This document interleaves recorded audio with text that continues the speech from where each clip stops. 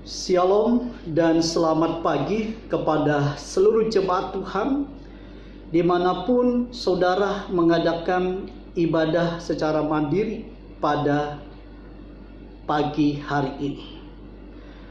Jumat Agung tahun ini memang sedikit berbeda dengan tahun yang lalu.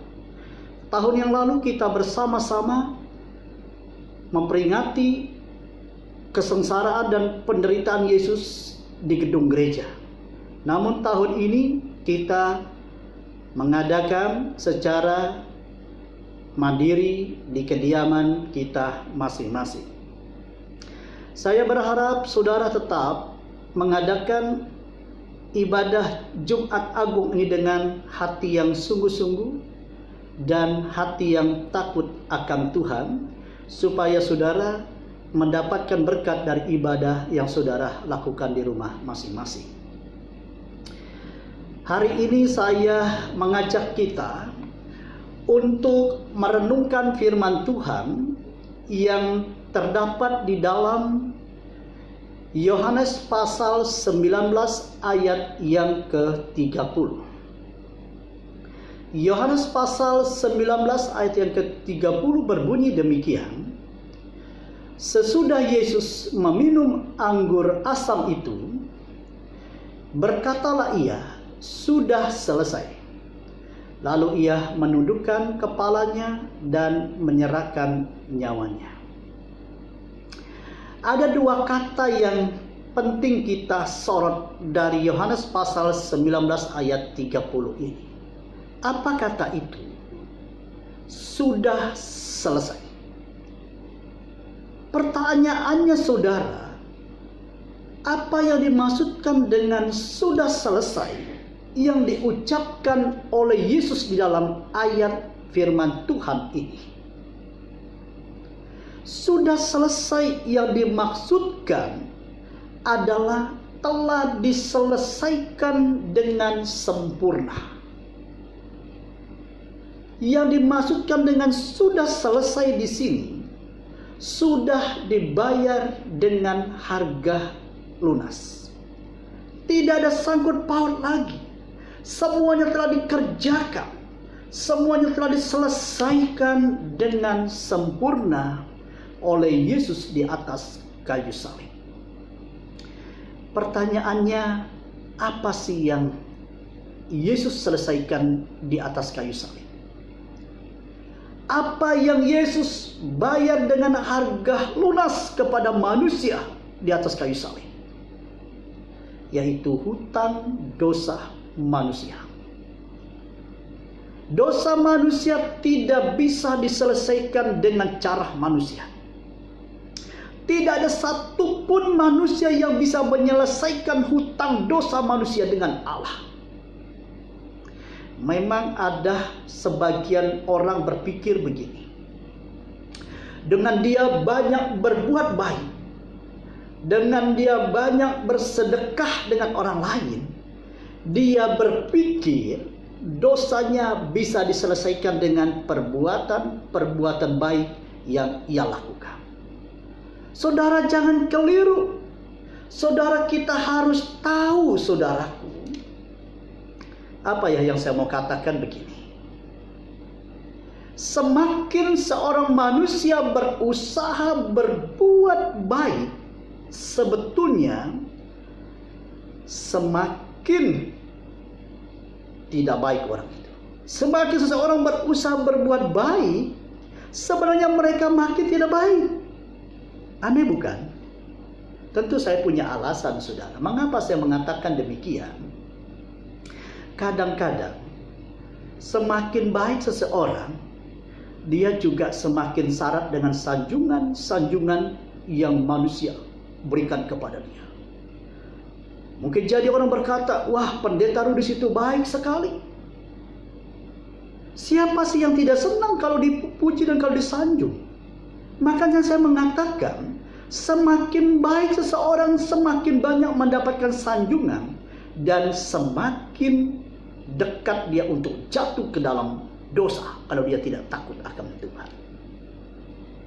Makanya saya mengatakan begini, manusia terbatas. Manusia lemah, manusia bukan Tuhan. Makanya manusia tidak bisa menyelesaikan hutang dosa manusia dengan Allah. Manusia tidak bisa mendamaikan manusia dengan Allah. Tetapi hanya Allah sendirilah yang bisa mengerjakan semuanya itu. Hanya Allah sendirilah yang dapat membereskan semua hutang dosa manusia dengan Allah.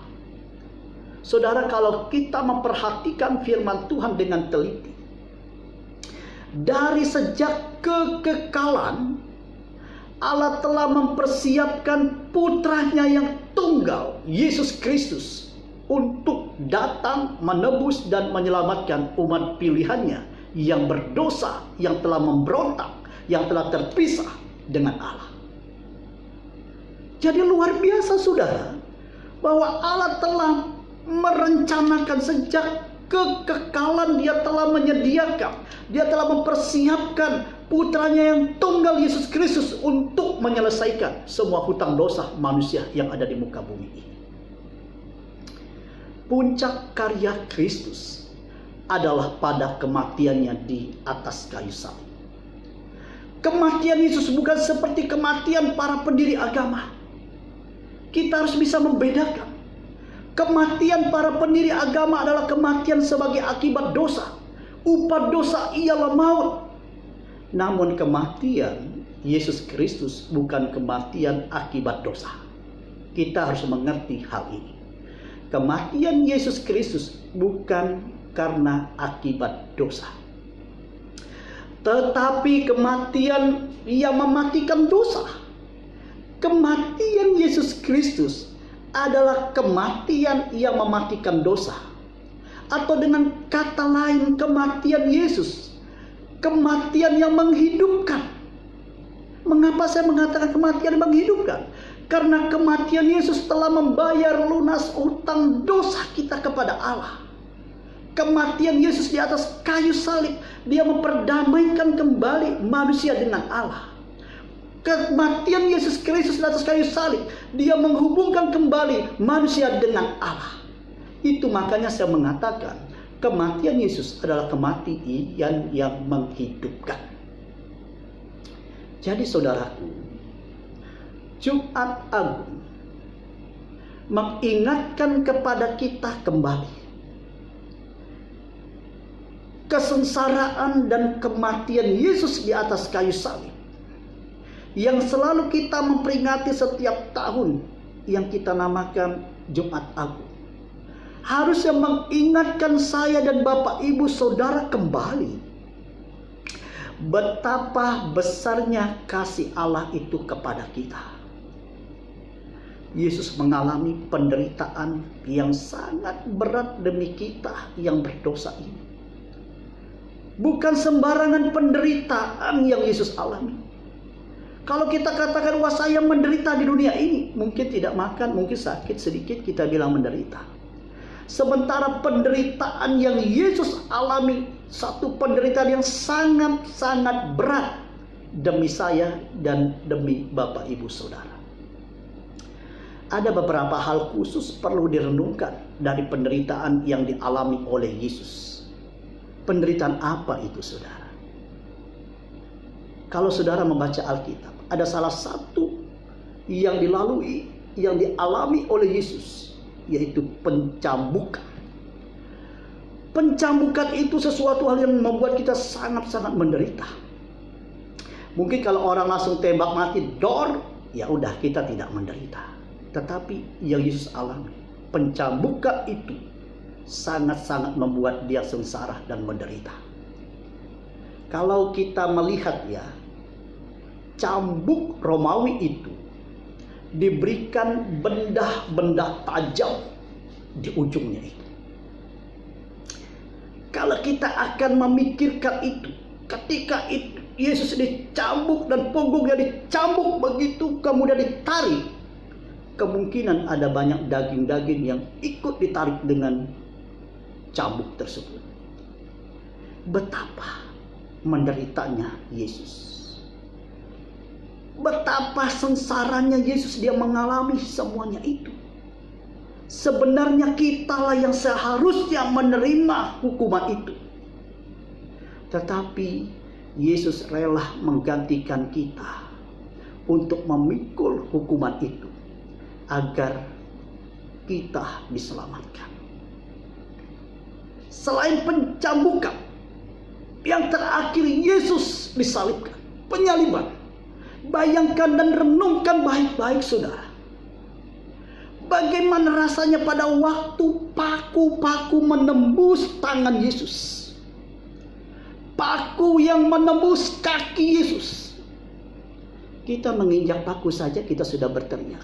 Ini paku sedang ditancapkan dengan tangan Yesus. Dan kakinya juga dipaku. Dan coba renungkan baik-baik lagi, saudara. Pada mulanya salib itu ditidurkan begini.